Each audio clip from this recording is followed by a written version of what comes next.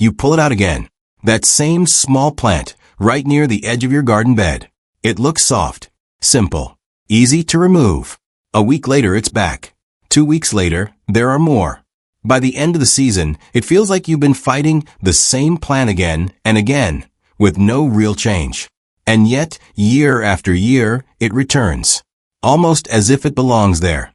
What if that plant isn't the problem? What if it's quietly doing something useful right under your feet? Many long-time growers have noticed this pattern over decades. Some of them stopped pulling certain weeds altogether, not out of neglect, but on purpose.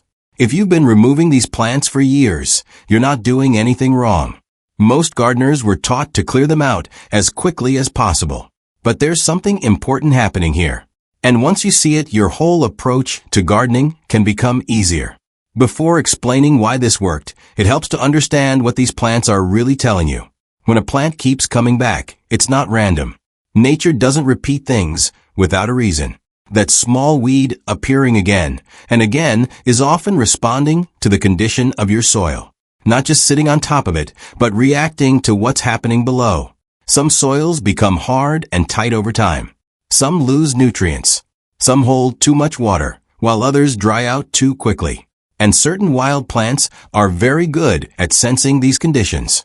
Instead of seeing them as unwanted guests, it can help to think of them as signals. They show up where something is missing or out of balance. In many cases, they are not just surviving there. They are helping to correct the problem in their own quiet way. This is why pulling them out over and over doesn't always solve anything. The soil condition remains the same, so the plant returns. For beginners, this can feel confusing. It may seem like you're doing something wrong. But in truth, your garden is simply responding in a natural way. And these plants are part of that response. Once you begin to notice this pattern, you start to see your garden differently. Not as something to control, but something to observe. One of the most common plants people remove is the one with a deep taproot. It often grows quickly and stands out, so it's usually the first to go. But below the surface, something very helpful is happening. That long root pushes down into hard soil. It gently breaks through compacted layers that water and air struggle to reach. Over time, this creates small channels in the ground, spaces where moisture can move, where roots from other plants can grow more easily. At the same time, this deep root pulls minerals from lower levels of the soil, nutrients that most shallow plants cannot reach. When the plant eventually dies or is cut back, those nutrients remain closer to the surface, slowly improving the soil without any digging. Many gardeners spend time loosening soil by hand, but this plant does it quietly, day by day, with no effort from you. If you've been removing it, that's completely understandable. It looks out of place, but in the right spot, it can actually prepare the ground for healthier growth later on. Not every helpful plant grows tall. Some stay low, spreading gently across the surface. These are often seen as messy or unwanted, but they play an important role, especially in certain climates. When soil is left bare, it loses moisture quickly. The sun dries it out. Wind can carry the top layer away. A low-growing plant acts like a soft cover. It shades the soil, holds in moisture, protects it from strong sun and heavy rain. In warmer regions, this can make a noticeable difference. The soil stays cooler. Plants nearby suffer less stress. In cooler or damp climates, these plants may spread more than expected. So a little control might be needed. But the idea is not to remove everything. It's to notice where this natural cover is helping and where it might need guiding. In many cases, this kind of plant is doing the same job as mulch, but without any extra work.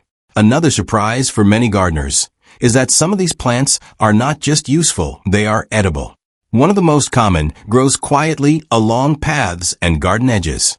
It has small, thick leaves and spreads close to the ground.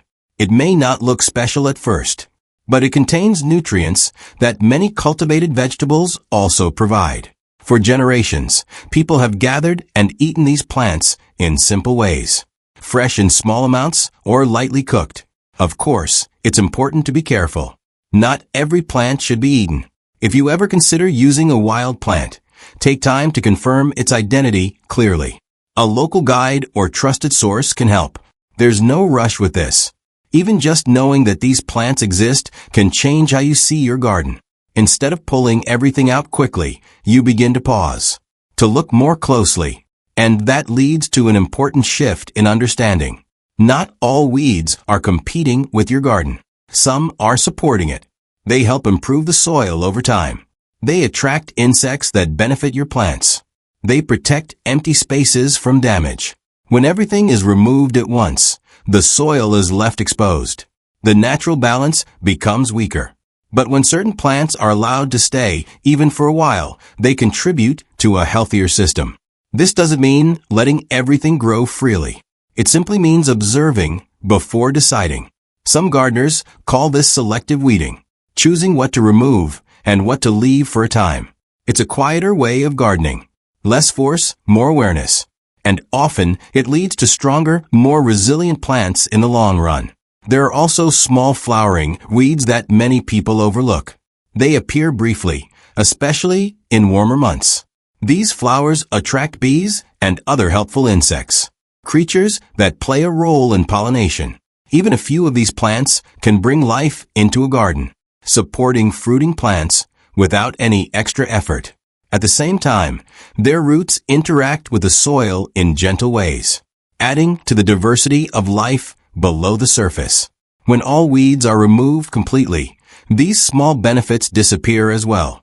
In spring and summer, this effect becomes more noticeable. In cooler seasons, growth slows and the balance shifts again. Each climate has its own rhythm, and these plants are part of that rhythm. Some plants go even further. They don't just grow in certain conditions, they reveal them.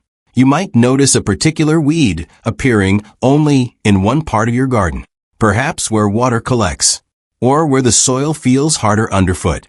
This is not a coincidence. That plant is responding to something specific. It's showing you where the soil needs attention. Instead of seeing it as a problem, you can read it like a message.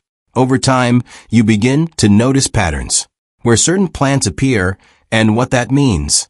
There's no need to memorize names or details.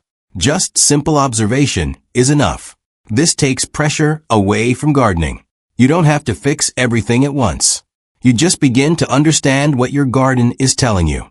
Of course, there are times when removing weeds is the right choice. If a plant is spreading too quickly and taking over space, it may need to be reduced. If it's crowding out your vegetables or flowers, some clearing helps. Invasive types can move aggressively, especially in certain climates. These are better managed early, before they spread too far. The key is how this is done. Instead of pulling everything out at once, it can be gentler to remove only what's necessary, leaving some cover behind, keeping the soil protected. This reduces stress on the ground and helps maintain balance. Gardening does not have to be constant work. It can be a series of small, thoughtful actions. Less effort, but more awareness. As you spend time in your garden, you may begin to notice one plant that you used to remove without thinking. Perhaps it grows in the same spot every year. Perhaps it changes slightly with the seasons. If you feel comfortable, you might leave just one of these plants for a while. Watch what happens. Have you noticed one like this in your own garden? There's no need to rush or change everything at once. Just one small observation can begin to shift your experience. Over time, gardening becomes less about control and more about partnership. The plants that once seemed unwanted start to feel like part of the system, helping in quiet ways. And slowly, the work becomes lighter. Sometimes the plants we remove are the ones trying to help. When you allow a little space and take a little time to observe, your garden often responds in return. Do less. Get more.